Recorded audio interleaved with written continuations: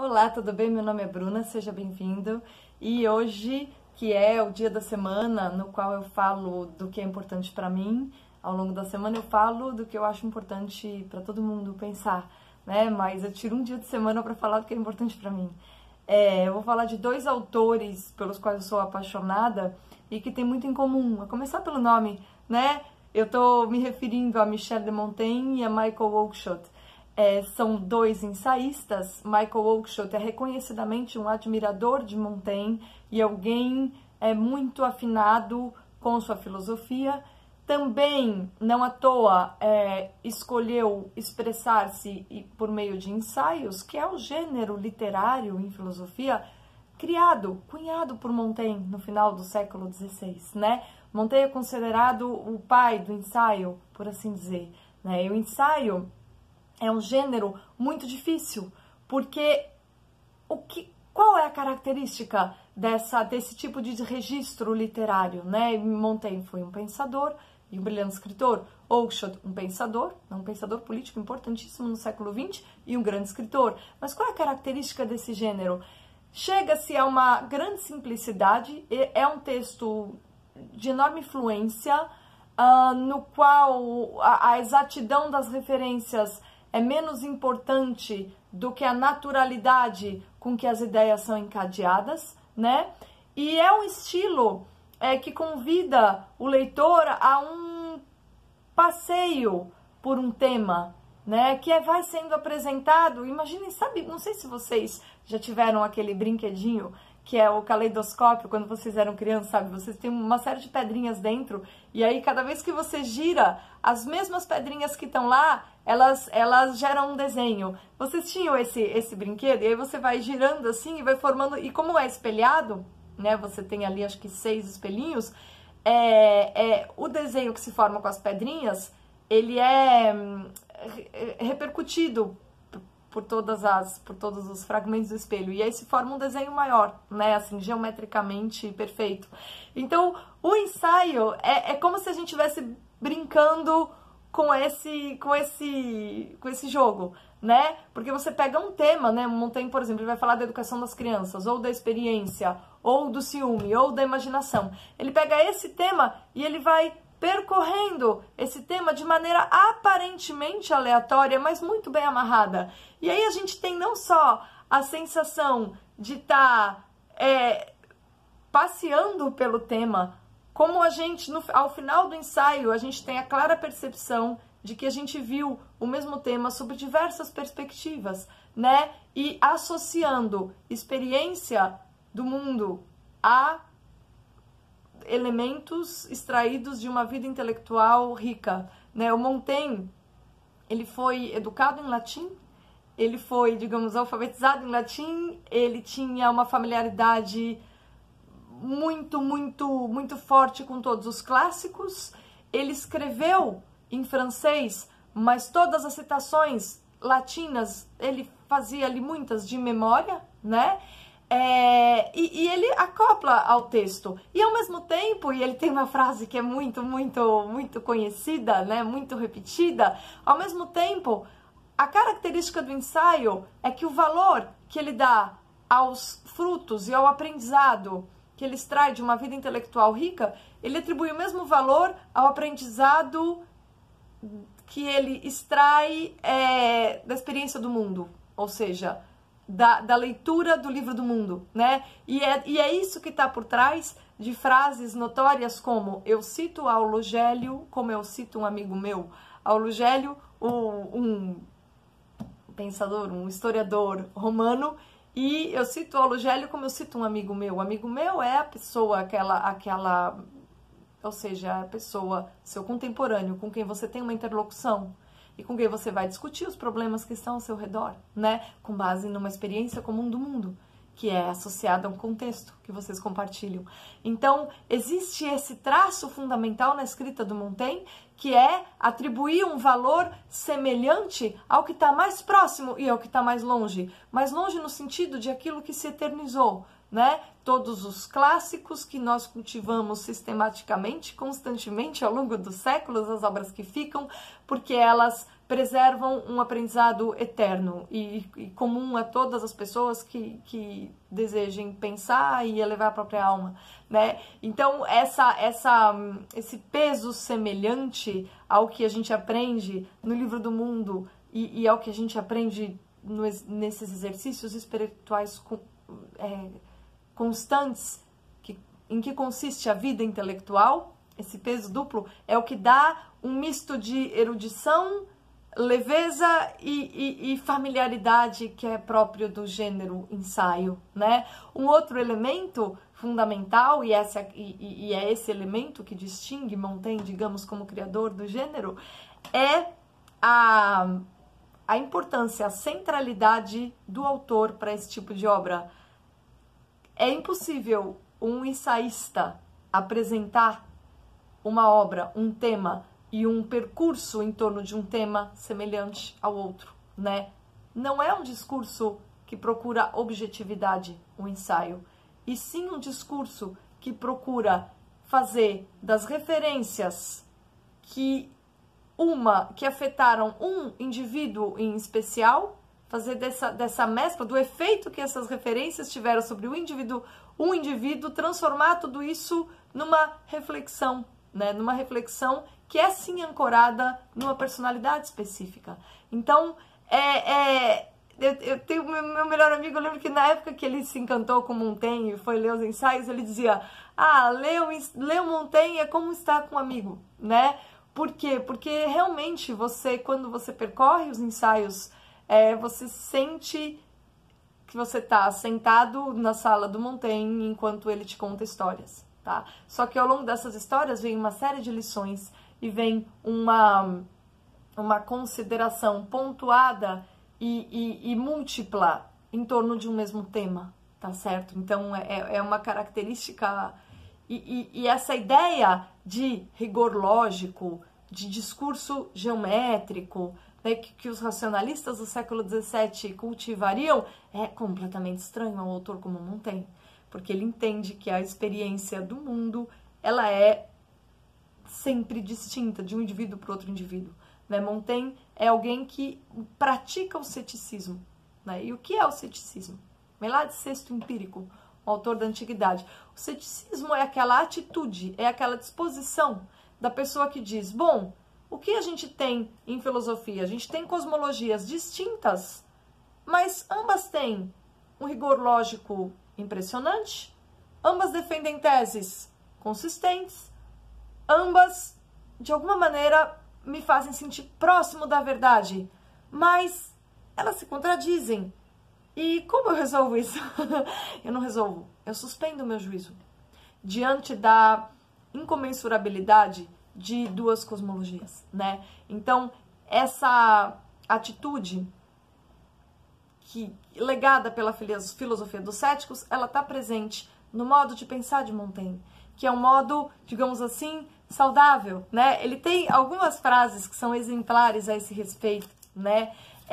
Sobre o primeiro ponto em que eu disse, a minha favorita ou seja, do elemento de que o indivíduo que escreve o ensaio, né, ele próprio, o eu do Montaigne, que está sendo pintado, é o grande pilar de cada um dos ensaios. A minha frase favorita é a que está no ensaio sobre a experiência, que é o meu favorito, e é, digamos assim, o testamento intelectual do Montaigne, porque é o último ensaio que ele escreve. Em termos de edição, o Montaigne foi um homem público, foi prefeito de Bordeaux, Gascon. Quando ele se aposenta, ele vai para sua biblioteca e escreve os ensaios. Do ponto de vista editorial, como isso foi organizado? Você tem volume 1, volume 2, volume 3, né? Em ordem cronológica, do primeiro ao último que ele escreveu. O último ensaio que ele escreveu foi da experiência. E todos os outros, mas é claro que isso é só uma maneira de organizar, porque ao longo da vida ele foi adicionando, pondo acréscimos, tirando, cortando coisa, ele mexeu nos ensaios, é a sua obra, né? Os ensaios de maneira geral. Mas o último ensaio chama Sobre a Experiência, é o meu favorito, confesso para vocês, eu não canso de ler esse ensaio. E uma das frases mais interessantes, e que é uma frase que resume o espírito que percorre todos os ensaios é o seguinte, ele diz a certa altura, toda essa mixórdia que vou rabiscando aqui é apenas um registro dos ensaios de minha vida, que é bastante exemplar no que se refere à saúde do espírito. Reparem o paradoxo. Toda essa mixórdia que vou rabiscando aqui.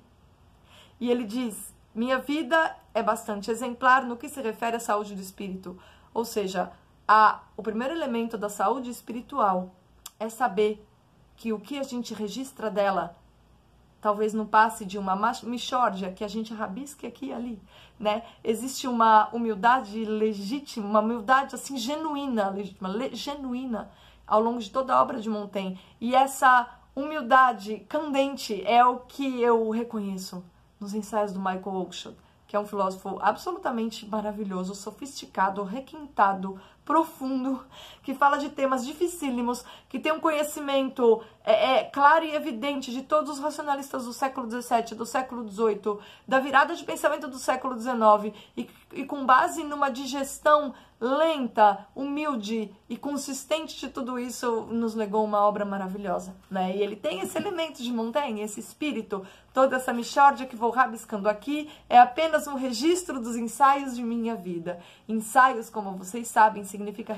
repetições, ou seja, tentativas, né? Porque o pensar humano também é uma série de tentativas, né? Nas quais a gente erra muitas vezes. E esse erro, e aí, por isso que o espírito cético, na dúvida, eu suspendo o meu juízo, percorre também a obra de Montaigne. Esse espírito cético é registrado nesse mesmo ensaio com uma outra frase, na qual, sobre as inquirições e contemplações dos filósofos sobre a natureza, Montaigne diz, eles as falsificam, e esse eles se refere a filósofos, e esse as leis da natureza. Então, eles, os filósofos, falsificam as leis da natureza e apresentam-nos da natureza um rosto pintado, colorido demais e sofisticado demais, donde nascem retratos tão diversos de um objeto tão uniforme, né? Ele tem, então, uma atitude constantemente desconfiada e até um pouco jocosa quanto a todas as quimeras que a gente inventa na nossa tentativa sistemática de buscar compreender o mundo, né? Então, ainda que ele respeite todos esses filósofos, cite eles o tempo todo, ele tem uma independência muito clara das quimeras que essas filosofias talvez nos tenham legado, né? Essa característica de não dar tanta bola assim para os ensaios da nossa vida se reflete novamente numa outra frase ótima que ele diz, quando ele fala sobre livros, ele diz o seguinte: damos dignidade a nossas tolices quando as imprimimos. Sabe? Bom, o Montaigne, ele pode ser encontrado em português em 2 edições, né, mais facilmente. A Martins Fontes publicou os 3 volumes, a obra integral, mas a gente tem uma opção super interessante, que é dessa Penguin Companhia, né, que saiu pela Companhia das Letras, com essa capa aqui, que tem os canibais, onde ele cita inclusive os tupinambás, os índios brasileiros na época.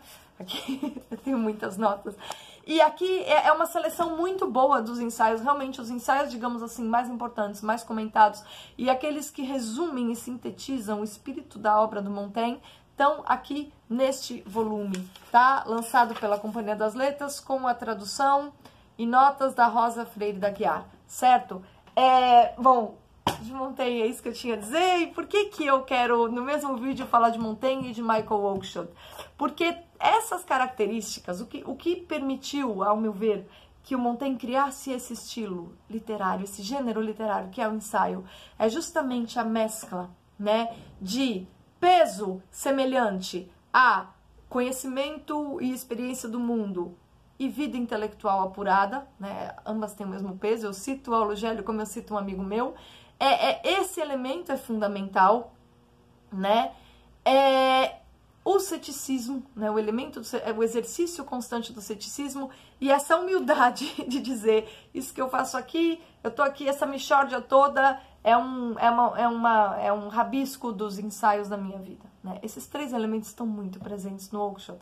E como eu já mencionei, é um autor extremamente sofisticado, que fala de problemas absolutamente complexos.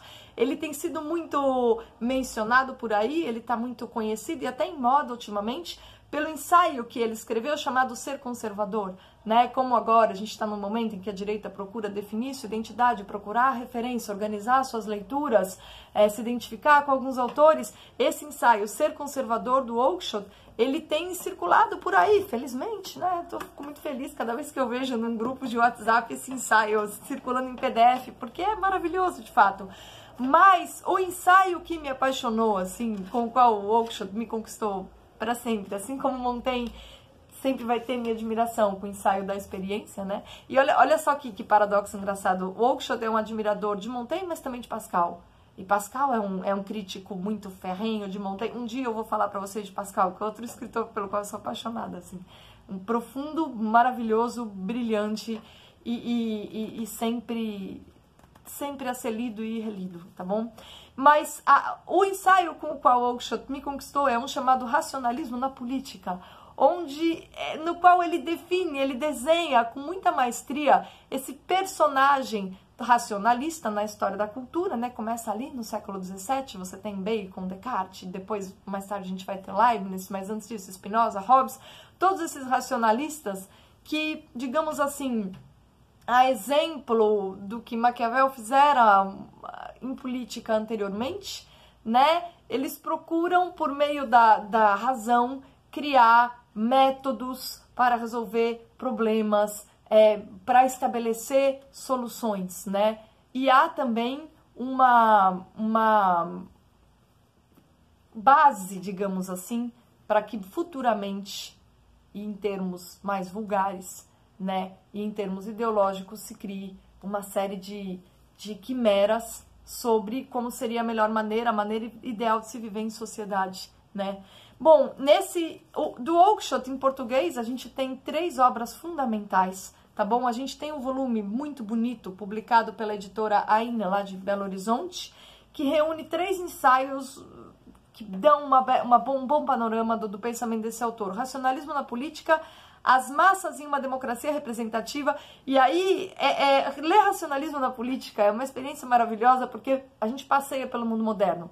Ele, assim, cobre 4 séculos de história, ele te leva a passear, né? Como eu disse, esse meu melhor amigo falava, ler como Montaigne é como tá sentado ouvindo um amigo, conversando com um amigo, né? O Oakeshott é a mesma coisa, é irresistível, você não consegue parar de ler, né?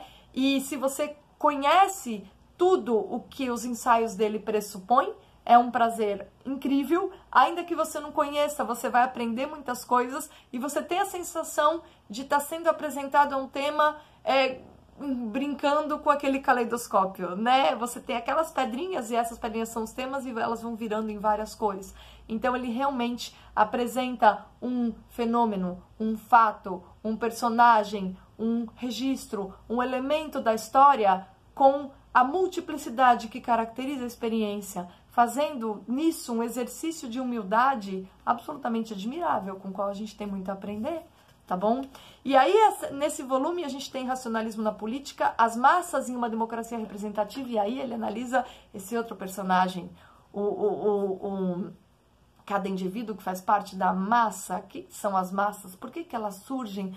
Por que existe essa raiva, digamos assim, do individualismo? Da onde vem o antiliberalismo, né? Essa massa que deseja atribuir a responsabilidade da sua vida a um governante e ela rejeita essa lição, digamos assim, moderna, né? Essa lição liberal de exaltar o individualismo e assumir a responsabilidade sobre a própria vida. As massas estão nas antípodas disso, e assim como ele analisou o personagem do racionalista nesse primeiro ensaio, ele vai analisar esse personagem coletivo, que são as massas, né?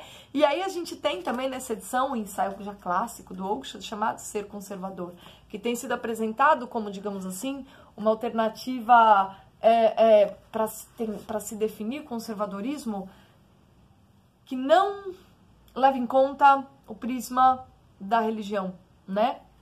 Então, o Oakeshott, ele consegue falar do que é ser conservador sem pôr a fé no meio da história. E é por essa razão que tem sido fortemente indicado, tá bom? Ainda em português, a gente tem uma obra que é conhecidíssima e essa mais lida, que é A Política da Fé e a Política do Ceticismo. Nessa obra aqui, quando a gente tem em mente o racionalismo na política, a gente entende essa obra do começo ao fim, porque o racionalismo na política, ou seja, o mau hábito inspirado pelo personagem do racionalista, né, de criar direto, fazendo tabula rasa na mente e criar na imaginação fórmulas mirabolantes para resolver problemas humanos, é algo que tem, assim, nos feito muito mal, né? É algo que realmente tem criado problemas na política. Hoje em dia, tudo a gente chama de políticas públicas.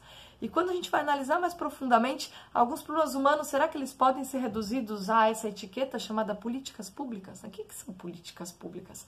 Né? Um curso de administração pública hoje é visto como uma formação adequada a quem quer ser um político. E o Oakeshott diz, existe uma coisa que é impossível você aprender num cursinho de políticas públicas. É impossível aprender com um manual, que é ter educação política. E ter educação política é ser capaz de diplomacia num elevadíssimo grau. Uma coisa é a gente ser diplomático entre um grupo de pessoas, outra coisa é você ser o maior dos diplomatas, que é exercer um cargo público cuja função, em última instância, é manter a paz numa comunidade de indivíduos com vontades conflitantes. Vejam, é uma tarefa extremamente difícil, que ao longo da humanidade, durante muitos séculos, foi confiada ao que a gente chama de aristocracia, ou seja, um grupo de pessoas capazes de fazer sacrifício e melhores, digamos assim, né? Mais capazes de se sacrificar em nome de uma paz estável, justamente porque ela é muito difícil. Política é uma tarefa muito difícil, né? E a gente tem ainda uma última, mas claro, muita gente vai entender Oakeshott como um aristocrata infame. Na verdade, é um pensamento extremamente complexo e baseado na mesma humildade que permeia a obra do Montaigne. E uma outra obra que a gente encontra por aí em português facilmente são as reflexões de Oakeshott sobre a história, né? E aí, bom, o cético, ele não podia deixar de refletir sobre a historiografia, sobre o papel da história no pensamento, né? Sobre de que maneira que o fortuito, o causal, o similar, o correlato e o análogo e o contingente são intrincados nas várias obras sobre a história, né? E, enfim, aí é outro mundo, mas esse mesmo espírito que perpassa esses ensaios na ediçãozinha da editora Aine que eu mostrei para vocês, tá ali presente, né? Esse último livro sobre a história foi publicado pela Top Books com tradução de quem? Tradução do Renato Rezende, é uma obra mais antiga. Política da Fé e a Política do Ceticismo, com uma péssima, me perdoem a sinceridade, introdução do Pondé. E por que péssima? Tá bom, a culpa é minha, porque eu li primeiro o livro, depois a introdução. Eu sempre faço isso, eu leio primeiro a obra do autor e por último a introdução. Aí quando você lê um cara do quilate do Oakeshott e vai ler a introdução do Pondé depois, o contraste é muito gritante, tá bom? Porque o Oakeshott é muito sofisticado e o Pondé é um cara assim, simplão, né? Então, assim, era melhor não ter a introdução.